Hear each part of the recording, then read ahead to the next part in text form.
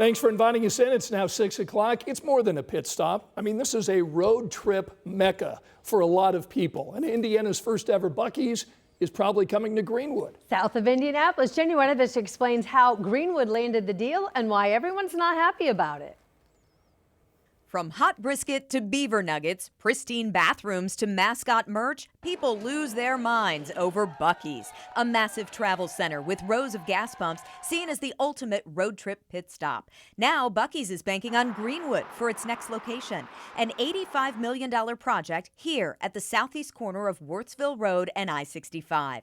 Plans call for 120 gas pumps and a 74,000 square foot travel center. It's expected to draw 1 million people a year to Greenwood.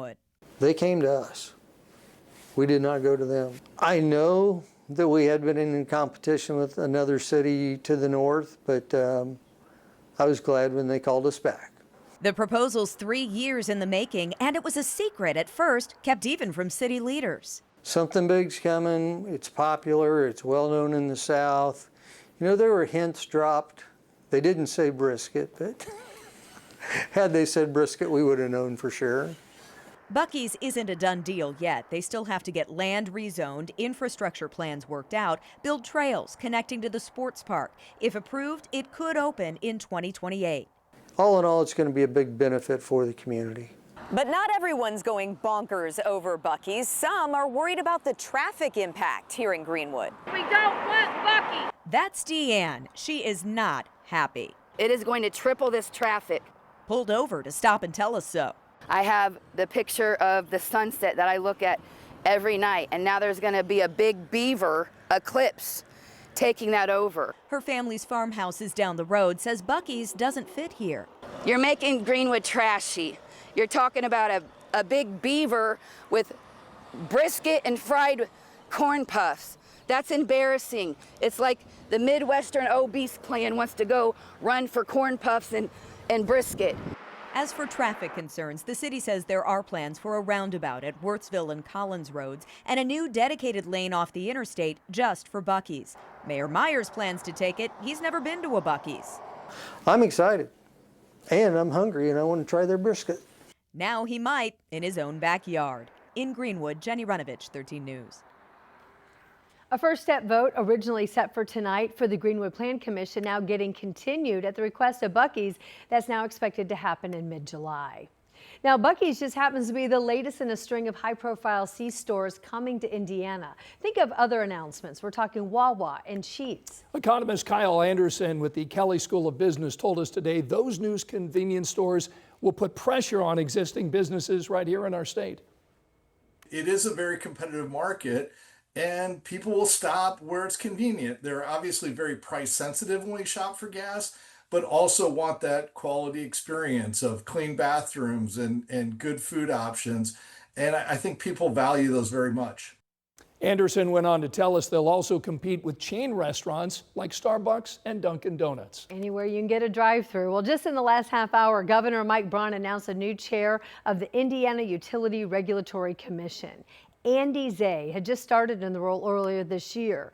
In a post on X, Braun said, effective immediately, I am naming Anthony Swinger the new chairman of the Indiana Utility Regulatory Commission. Affordability is my top priority, and I am confident Chairman Swinger will deliver on that priority for Hoosiers. Angela?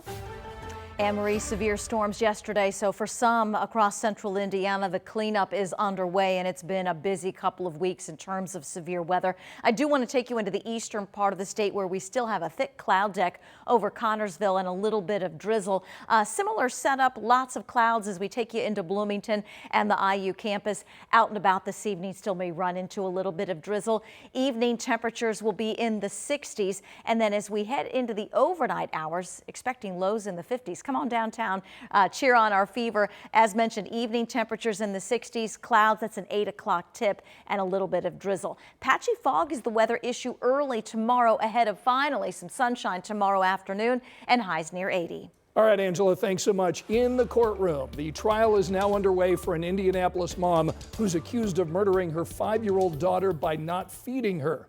Kinsley Welty died back in 2024. She was found severely malnourished inside her mobile home. Her own attorney called Toni McClure a terrible mother in opening statements today, but the defense argues McClure did not intentionally murder Kinsley with the neglect that caused her death. The prosecution is seeking a sentence of life without parole if the jury finds McClure guilty of murder. The race to become Indiana's next Secretary of State looks much different today than it did just a few days ago. That's right, because there was the GOP state convention over the weekend up in Allen County, and in the end, the delegates voted and selected Max Engling as the Republican nominee over the incumbent. Emily Longnecker now reports on that upset. Yeah, it took 5 hours and 2 rounds of voting before Max Engling had enough votes to secure the nominations. Delegates deciding to go in a different direction rather than stick with the incumbent current Secretary of State, Diego Morales. Heading into the convention, Engling had the support of several top Republicans, including his former boss, U.S. Senator Jim Banks. In the past month, Banks, along with Indiana Attorney General Todd Rokita, withdrew support for Morales over concerns he couldn't win in November. Those concerns stem from questions surrounding his office's spending and hiring practices. Morales refused to step out of the race despite calls for him to do so. In his speech, Morales urged delegates to choose him again. They have smeared me with false allegations, hoping I would resign and drop my campaign, not because anything I have done, but because they are afraid of the Democrats and the liberal media. I am not afraid of them. They were hoping to leave you no choice. But my fellow delegates, the establishment now has another problem. I did not resign. I did not step down. I am not a quitter. I am a fighter. That fight, though, not enough this time. We reached out to Morales' office today for comment on Saturday's results and did not hear back. And so Republicans have a new face as their nominee for Secretary of State as they head to November. At the Indiana State House, Emily Longnecker, 13 News. Emily, thank you. While Morales will not be on the ballot this November, his term as Secretary of State will run and through January 1st. So this race for Secretary of State is the big one come November in Indiana. And we take a deeper dive into everything you need to know about the GOP state convention and the November election on this week's episode of Crossroads Politics. You can watch that program right now over on our free WTHR streaming app. Happening now, a year after this massive fire heavily damaged a church on the east side. That church now has a rebirth and a reopening. They're doing that tonight. The Church of the Living God is hosting a community day right now. Our Brandon Schaff joins us live tonight to show us the work that brought this church back. Brandon? Hey, good evening, Scott and Anne Marie. What a transformation here at the Church of the Living God after that devastating fire a year ago, back in February of 2025. Take a look at the community event. People now inside this newly rebuilt church, an opportunity for people to see the main space where they have the services here. And the congregation here has called this home for more than 2 decades. They now get to move back in after that fire that happened last year. You know, from the outside, the building actually looks like nothing really ever happened. But in February of 2025, an accidental electrical fire traveled to the attic, and those roaring flames that you see engulfed the building. Fortunately, no one was inside at the time, and there were no injuries. And the senior pastor remembers coming to the church that day, describing the shock that she felt. And while she knew that there was nothing that she could do, she told me she knew that God always had a plan.